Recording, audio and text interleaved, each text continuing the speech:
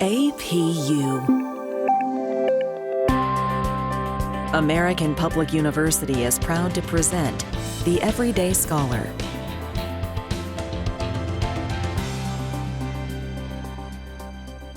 Welcome to the podcast. I'm your host, Cynthia Gentile. Today, I'm excited to welcome back Ivy Kempf. Ivy is a professor of legal studies at Pierce College in Philadelphia, and I'm honored to work with you again, Ivy, because I know your background as a litigator and an educator continues to give you unique perspectives on these topics.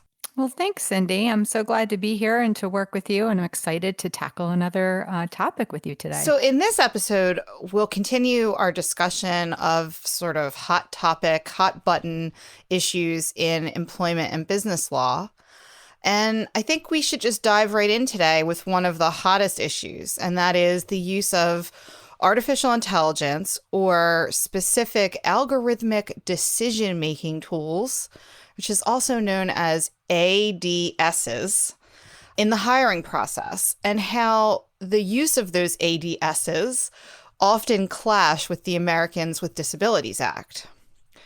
So, Ivy, before we get to the Americans with Disabilities Act, can you expand a bit on the kinds of AI or ADSs that are used in an employment setting right now? Absolutely. So I think it's commonly known that many employers, particularly in large companies, use application trackers or algorithms that will sift through resumes to search for those keywords and phrases, inside of a resume. And what the company's doing is just looking to see if your resume matches with those keywords or phrases in the job description, or maybe the company's mission statement, or maybe just some other skill sets that they're looking for. Then what the program does is it scores, or it ranks the resume according to the candidate's fitness for the job. And then that score basically weeds out any resumes with low scores that will lack those keywords and phrases. So I think that's the more common AI that most of us know is currently in existence. When we try to work on our resumes, we're always taught to kind of make sure you're putting in those keywords and phrases. So I think we all know about that. But in addition to these algorithms, there are some other AI tools that are currently being used by employers that were at least not known by me, that's for sure. And they can end up discriminating against people with disabilities. So the first one I wanted to talk about is chatbots. I think we've all heard the term a bit, but employers can use these chatbots, and they invite candidates through text or email to engage in a brief text interview with kind of these customized screening questions. And those screening questions can be programmed with a simple algorithm that rejects certain applicants. For example, maybe they reject candidates who, during the course of the conversation, indicate that they have significant gaps in their employment history. And while that might seem innocuous, because, that can be a red flag to any employer, what if that gap was for medical treatment? Then that person is screened because of his or her or their disability. Employers can also use interview screening tools, and that's through video or audio. So in essence, the company asks the candidates to record their answers to customize questions. Then the software automatically sifts through those recordings to advance candidates who meet the employer's qualifications while rejecting those who do not. But again, this kind of software can also be programmed to analyze certain things. And here, one example might be the applicant's speech patterns. And they can actually analyze speech patterns in order to see if people, are able to problem solve. So they can reach conclusions about somebody's ability to problem solve using that kind of algorithm. And if the applicant has a speech impediment, well, that will cause him or her or them to score low or unacceptable on the test. And that will bring me to my last one I wanted to bring up with you guys, which is video games. This one surprised me. Employers are actually customizing video games to measure abilities, personality traits, and other qualifications to assess applicants. And these video games can be programmed to analyze the applicant's memory or logic skills. So, for example, an applicant who does one of these video games, let's assume that they're visually impaired. they may not be able to play the game at all. Or if they are, they're not going to score very well in the games. So that's another way that this can be discriminatory. These are just a few of the possibilities out there on what and how employers are using AI in the onboarding process and how they can result in a violation of the American Disabilities Act, which is also commonly referred to by its acronym, the ADA. Speaking of which, Cindy, do you want to tell our readers a bit more about the ADA and what it requires from employers? Sure. So first, I just want to comment that I am surprised to hear about some of those tools and specifically about the ways in which those tools are being used to make decisions about new hires. So clarifying the verbiage on those tools is important. And getting kind of a high-level overview of the ADA is also important because they really do often run afoul of each other. So the Americans with Disabilities Act, or the ADA, as you said, is a federal civil rights law. There are many federal civil rights laws, a couple of which we will find come into play with regard to these algorithmic decision-making tools. But the ADA is broken up into 5 separate sections. For today, we're only going to discuss one of those, and that's Title I. And that title of the ADA prohibits employers, employment agencies, labor organizations, and joint labor management committees with 15 or more employees from discriminating on the basis of a disability. So we need to understand how the ADA defines a disability, as that is a critical component of the applicability of the ADA.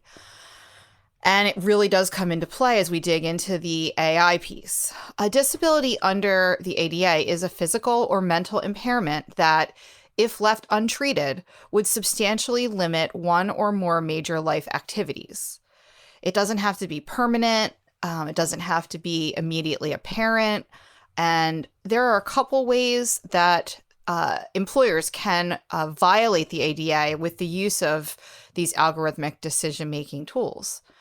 Just a couple I want to highlight. The first is that the employer doesn't provide a reasonable accommodation that's necessary for an applicant or employee to be rated fairly and accurately by the algorithm. I think that's a one to tie back to your comment about those video games. It's pretty obvious that if you have an applicant who's visually impaired, they're not going to be able to score as highly on a video game. Another way that employers tend to violate the ADA here are when an employer adopts an algorithmic decision-making tool for use with its job applicants or employees that violates the ADA's restrictions on disability-related inquiries and medical examinations. So this one ties back to your point about gaps in the resume. Of course, there can be many reasons we have a gap in our resume, but if one of those is because an individual was seeking medical treatment, then it's very possible that the algorithmic decision-making tool is violating the ADA restriction on employers inquiring about disabilities or medical examinations. And then the last one I want to highlight today, and that probably we'll spend the most time with today, is when an employer relies on an algorithmic decision-making tool that intentionally or unintentionally screens out an individual with a disability, even though that individual is able to do the job with a reasonable accommodation. So it's important to note here that employers can violate the ADA even if they're using a third-party software program to perform the screenings. So they're not exempt if they buy a product or contract with a provider, and instead of making their own tests or video games or whatever we may have. Under the Equal Employment Opportunity Commission and its civil rights rules, it is ultimately the employer who's responsible for making sure that the systems it uses don't result in discrimination.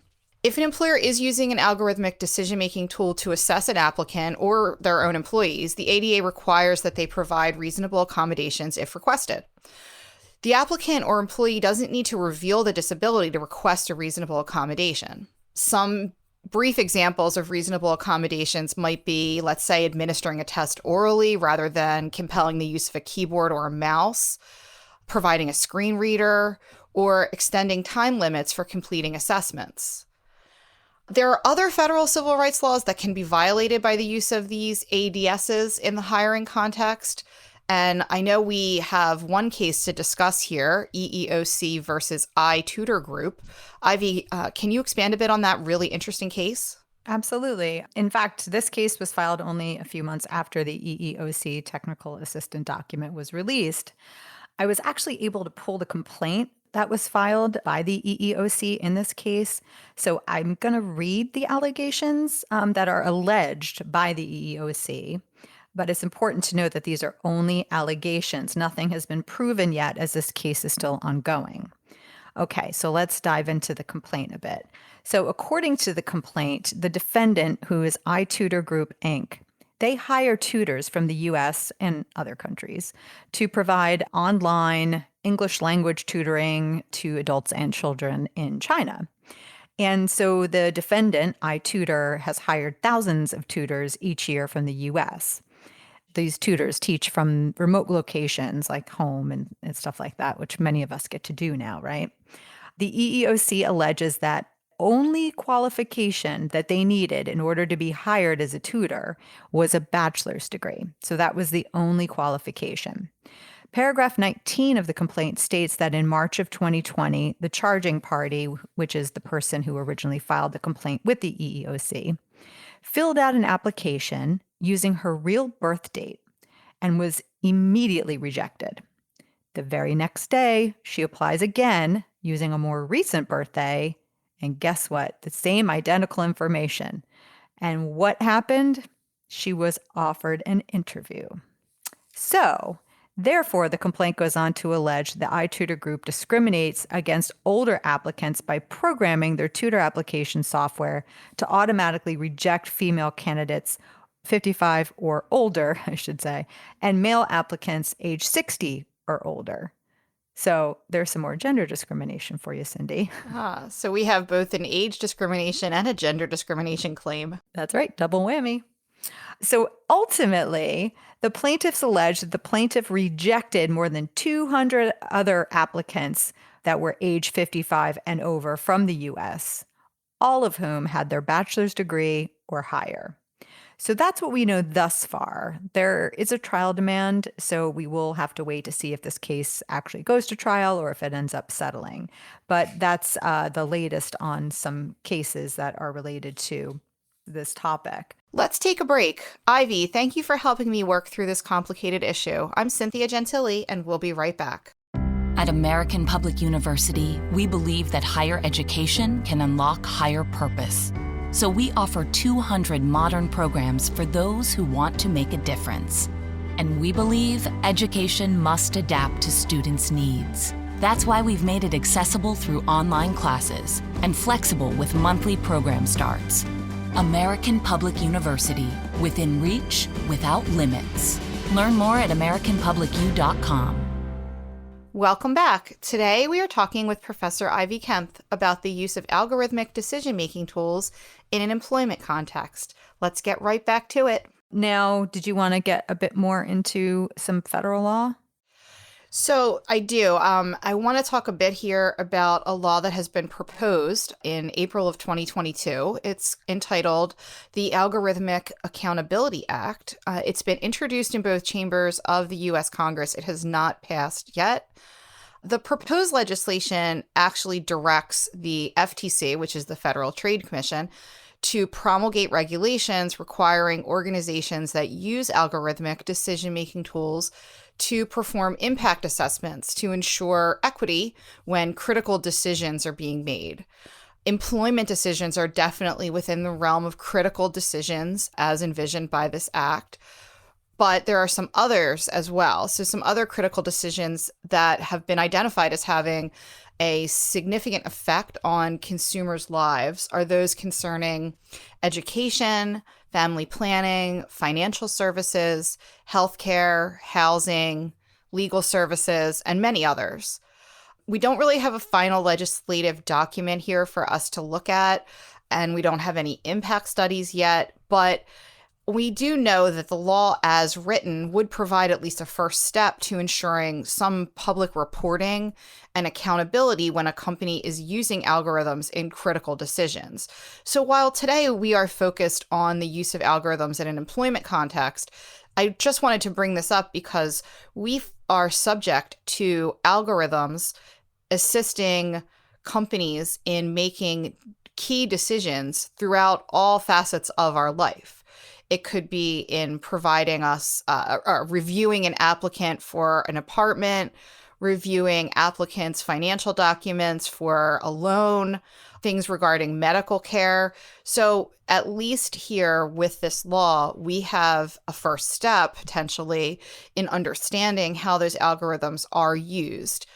Kind of as we mentioned in the beginning of this conversation, there are so many different tools that are being employed, and most consumers aren't even aware of what they are, let alone how they are impacting their access to services, employment, education, etc. So this law, if it does pass, really would be a great first step in at least bringing things out into the open and having a chance of understanding where these algorithms impact negatively in providing services. It would be huge, actually, especially because it's a federal, so it'll impact so many, because right now we're doing so many statewide and citywide regulations. And so the importance of having a federal one would be huge. Right. And this one really goes beyond the employment context, but clearly does impact there, or would, I should say, impact there. Now, looking specifically at the employment context, there are some really interesting state and local laws that have actually already been enacted. One of which I would love for you to talk a bit about is what's going on in New York. Yeah, sure. So last year, the New York City Council passed a local law to provide new protections to employees during the hiring and the promotion process. This law actually goes into effect very soon, next month, April of 2023. Employers who use, and this is a key term, automated employment tools must now, in New York City, have an independent auditor conduct an AI tool audit to confirm that these tools are not biased. The employer is required to disclose the data that the AI tool collects by publishing the results of the audit, usually on their website. This new law also requires employers and employment agencies to satisfy 2 notice requirements. So this is particularly novel. The first is that the employer must notify a candidate who resides in New York City that an automated employment decision tool, there's that word again, will be used in assessing the candidate or employee, and what job qualifications and characteristics that tool will use in the assessment. Now, going back to that phrase, an automated employment decision tool, that's still currently being more specifically defined by the New York City Council. So we'll find out more about what that actually means come April. So the first notification, like I said, they have to first notify the candidate that they're going to be using this tool and what job qualifications or characteristics that the tool is going to assess.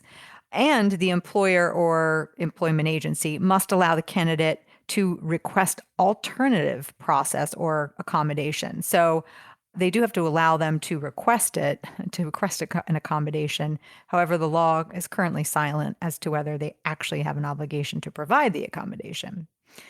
The second notice requirement is that the employer must disclose on their website or make available to a candidate within 30 days of receiving a written request information about the type of data that's collected for the automated employment decision tool, the source of the collected data, and the employer's data retention policy.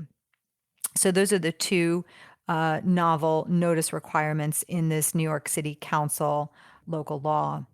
Employers who violate the law will be fined. You might want to know, well, what's going to happen if they don't meet these notice requirements? Well, they will be fined up to $500 for the first violation, and then between $500 to $1,500 for each subsequent violation. The fines are then multiplied by the number of AI tools and the number of days that the employer fails to correct the noncompliance. So it can get pretty pricey for the employer. And of course, there's still civil recourse, like a class action lawsuit for discrimination that's available under federal law, as Cindy talked about earlier. Now, while this city council law only applies to employers inside New York City, it's still likely to have a pretty broad impact. For one thing, it's hard for larger sized New York City companies to separate that hiring system from the rest of the hiring systems across the country. So that's something. But we do see other states actually stepping up to the plate and trying to pass regulations to monitor and to regulate, to regulate AI in the onboarding process. Several states and cities have passed or are at least considering similar laws with regard to the use of artificial intelligence and other technology in employment decisions. For example, in Illinois, there's an Artificial Intelligence Video Interview Act, and that took effect in January of 2020.